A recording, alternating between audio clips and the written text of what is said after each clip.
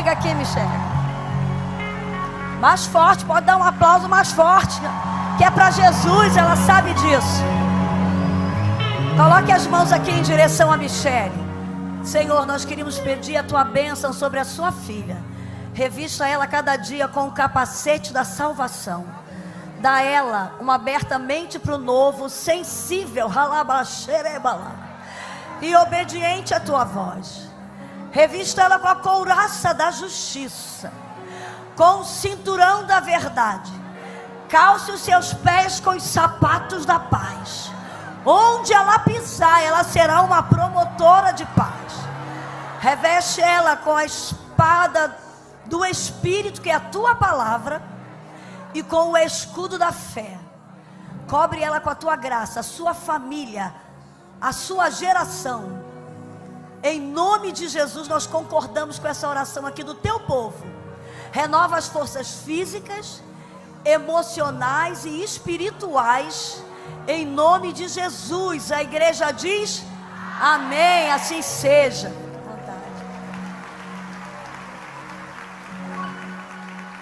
Oh, glória a Deus. Obrigada querida igreja de VEC. Obrigada aos meus irmãos, a paz do Senhor. Boa noite a todos. É tão bom chegar aqui e rever irmãos. Já cheguei, encontrei com o pastor Marcelo Freixo, esquerdo. E aqui eu sou muito feliz e grata pelos 9 anos que eu fui da DVEC na Barra da Tijuca. Ali com o pastor Francisco Nobre, depois com o pastor Djalma, pastor Paulo Vieira.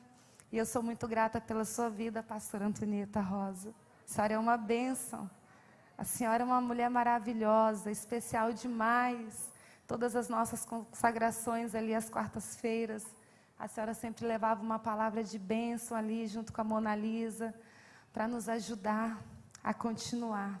Muito obrigada. Eu agradeço e louvo a Deus pela sua vida, viu? Eu amo seu filho demais, viu? Pastora Elisete, essa mulher maravilhosa, se vocês quiserem pode se assentar. Eu não tenho o dom da palavra como ela tem, viu? E eu estou me sentindo velha, porque eu vi a Radassa, uma moça, Silas Filho, meu Deus, como eles estão grandes. E dizer que a pastora Elisete é uma mulher do Senhor, vocês a conhecem melhor do que eu. Uma mulher escolhida por Deus. Eu nunca esqueço do pastor Silas falar que a Dona Maria foi uma mulher excepcional e que Deus aproveitou a forma para fazer a senhora e depois descartou. Isso é muito forte. E eu carreguei isso na minha mente. Mas dizer que a pastora Elisete é uma mulher que sempre tem uma palavra para nos ajudar, para nos levantar. E eu tenho muito orgulho de ter participado, de ter sido do seu ministério. E eu quero aqui falar para vocês que eu comecei a amar a harpa cristã por conta dela. Um belo dia ela chegou na consagração na quarta-feira e ela pediu para cantar, para louvar o número 296 no jardim.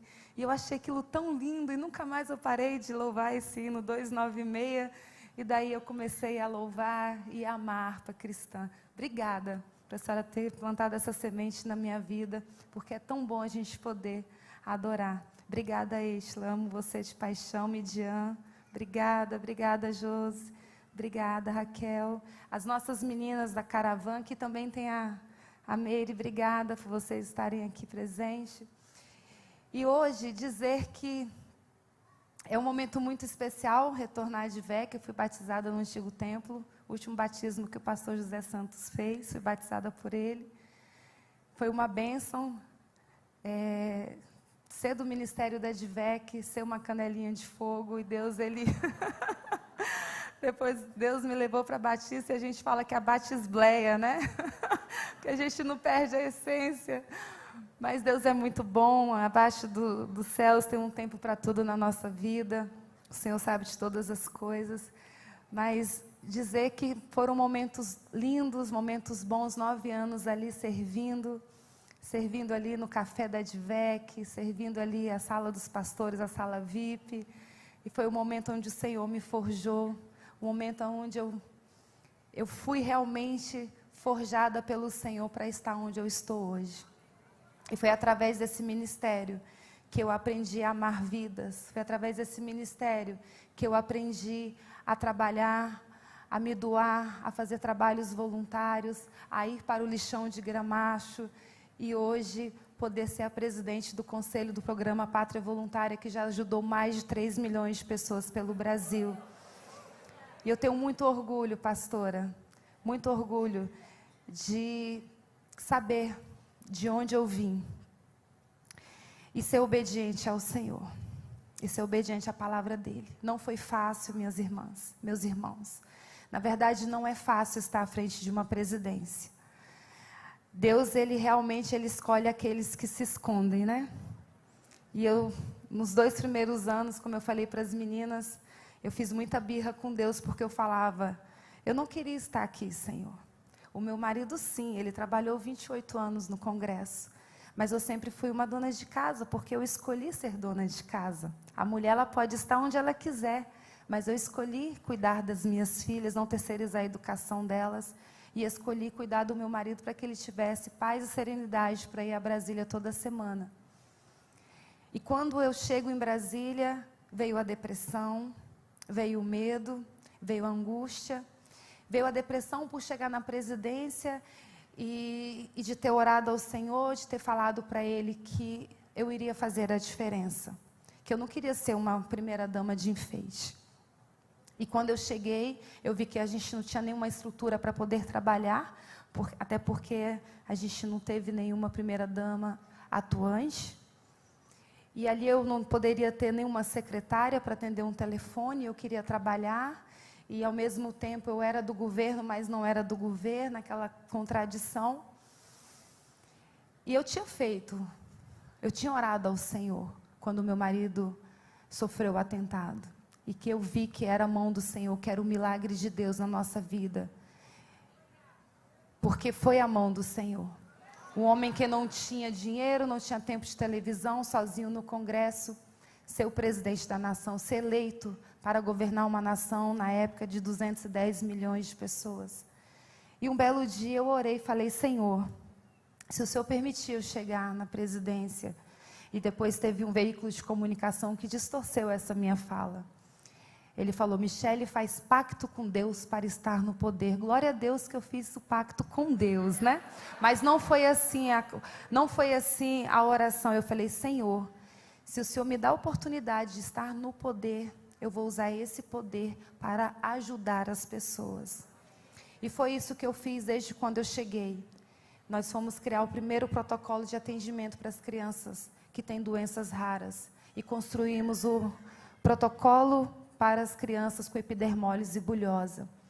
E a minha tristeza, pastor Elisete, a minha depressão, foi por chegar em Brasília e não dar continuidade a um trabalho.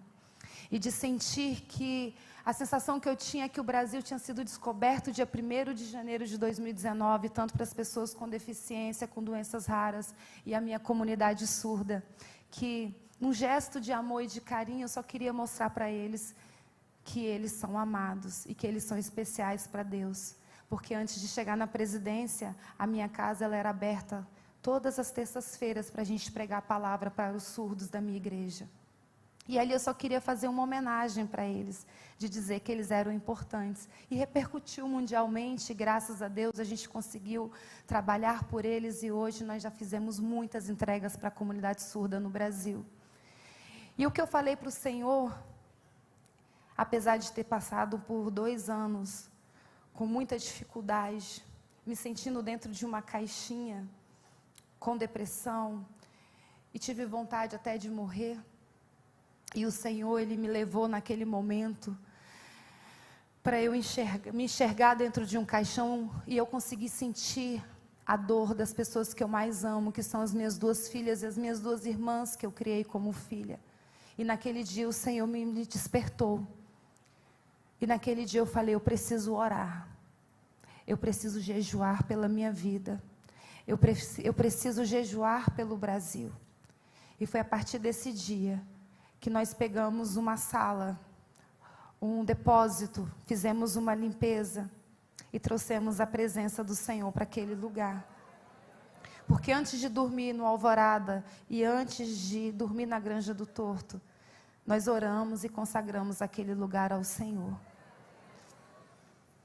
E depois nós começamos toda segunda-feira a jejuar e orar pelo Brasil, naquelas orações tão simples, sem entender como que é uma intercessão de verdade, pastora Antonieta. Agora que o nosso mingau foi acrescentado mais uma colherzinha de maisena, e a gente ali na nossa inocência orando, mas como Deus na nossa inocência nos respondeu. E cada vez Ele ia nos mostrando e tirando e fazendo a sua faxina espiritual dentro daquele lugar. E a prova disso tudo foi que Deus nos fortaleceu e colocou pessoas para caminhar conosco, trazendo a pastora Ezenete, uma intercessora, uma das mais importantes intercessoras da nossa nação. Eu até brinco com ela, porque eu falo que eu acabei de chegar e já sentei na janela. Mas hoje ela tem estado conosco, tem nos ajudado a ter esse entendimento no mundo espiritual. E como Deus nos ajudou, porque a gente começava a semana orando, jejuando pela nação. Quando chegava quinta, sexta-feira, a gente se arrastando, a gente achava que não ia mais conseguir. E na segunda-feira a gente ia se renovando. Cada segunda a gente se renovava. E eu falava, Senhor, o Senhor não dá só a porção diária. O Senhor tem nos dado a porção da semana para a gente poder continuar. E é uma guerra espiritual que nós estamos vivendo. E eu, no meio dos meus irmãos, a gente tem passado por tantos lugares com público heterogêneo. E a gente tem falado, alertado as pessoas que são cristãs, que confiam em Deus, desse momento que nós estamos passando, dessa guerra. E não é sobre um político, é sobre uma ideologia do bem contra o mal. É sobre o que Satanás quer fazer com a nossa nação. E nós oramos tanto, meus amados, para que esse momento chegasse. E infelizmente, muitos cristãos não estão enxergando. Não olhe para o meu marido, olhe para mim. Olhe para mim que sou uma serva do Senhor, que dobro os meus joelhos e tenho entendimento do mundo espiritual. Ele é tão falho como eu e você, porque perfeito é só Jesus. E Jesus não agradou a todos. E a gente tem orado, pastor Eliségio, para que Deus tire as escamas dos olhos, abra os ouvidos espirituais, para que a igreja veja o momento que nós estamos vivendo. Estamos fazendo uma caravana. Passamos pelo norte, fizemos toda a região norte em 2 dias e meio, fizemos 9 estados do nordeste em 2 dias e meio, começamos a região sudeste ontem por São Paulo, estamos no Rio, vamos embarcar amanhã cedo para Minas Gerais. Estamos falando do amor de Deus, estamos vendo quanta gente ainda enganada, quanta gente ainda caindo no conto da serpente, e passar por Roraima e receber testemunhos de venezuelanos e cubanos, foi o que deu uma dor no nosso coração, de ver como as pessoas não estão entendendo que o Brasil é a última barreira para o comunismo. Mas nós cremos que as promessas do Senhor, elas vão se cumprir. Porque o Brasil tem promessas de Deus. E quando você vê um venezuelano falando, um cubano, você vê o desespero deles. Tipo, as pessoas não estão entendendo o que o comunismo faz. O comunismo só veio para matar, roubar e destruir a nação. Quantos imigrantes, refugiados nós recebemos no Brasil?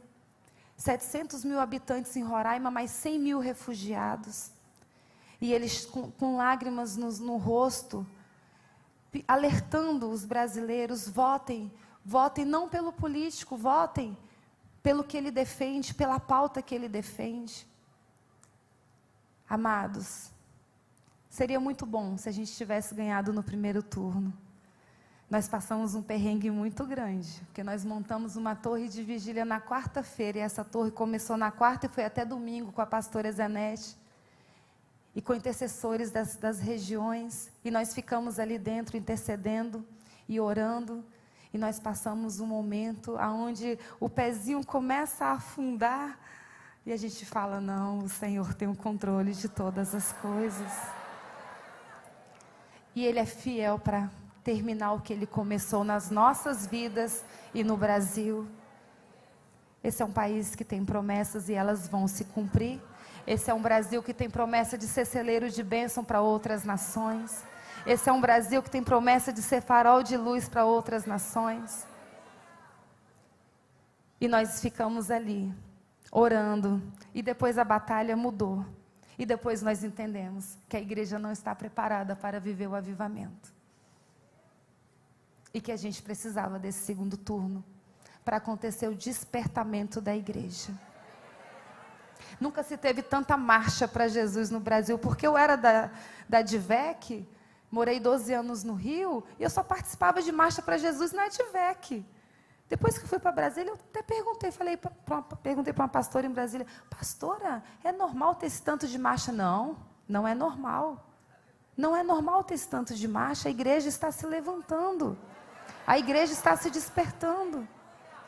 E nós temos que orar pelos nossos jovens, porque infelizmente são massa de manobra dentro das universidades. É muito fácil falar que vai votar no Partido das Trevas com o iPhone na mão.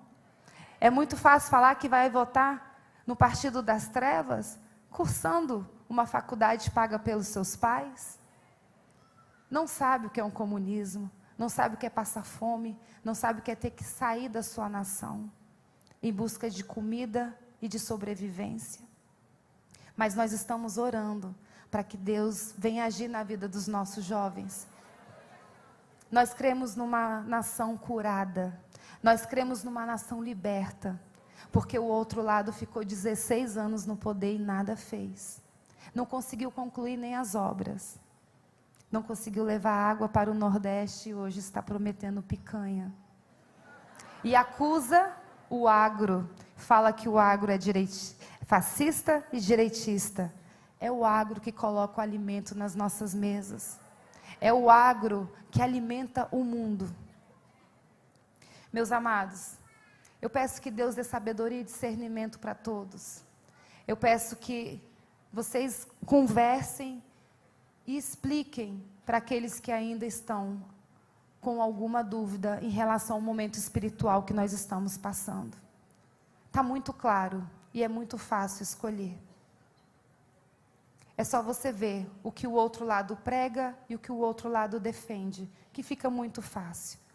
Não olhe pelo candidato, olhe pela sua pauta, olhe pelo que ele defende.